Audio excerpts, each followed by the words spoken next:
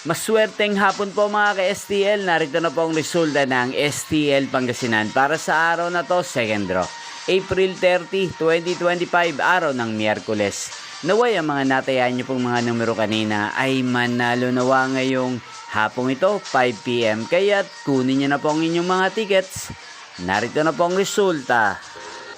Ang mga numerong ninalo sa STL Pangasinan ngayong hapong ito, April 30, 2025, 5 PM. Second draw result, 3 at 3 or Pompiang 3. Sa lahat po ng tumaya kanina sa STL Pangasinan para sa second draw ng 3 at 3 or Pompiang 3. Congrats po sa inyo, panalo po kayo. Again, 3 at 3. At ngayong hapong ito sa STL Pangasinan, atin pong i-shoutout si Ate Beng ng Pangasinan na nanonood din po sa channel ito. Shoutout po sa inyo, Ate Beng. Sana po ay nasa mabuti kayong kalagayan. Sana iswertihin din ang mga numerong tinatayan nyo sa STL Pangasinan. Gayun din, shoutout po natin si Kuya Sixto ng Pangasinan na nanonood din po sa channel ito.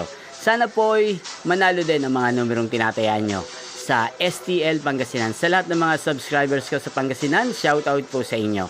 Inyo pong napanood ang resulta ng STL Pangasinan sa channel na to, Roderick Hernandez TV. Maraming salamat po sa patuloy niyo pong panonood sa aking channel. Magkita-kita pong muli tayo mamayang 8:45 PM. Thank you for watching.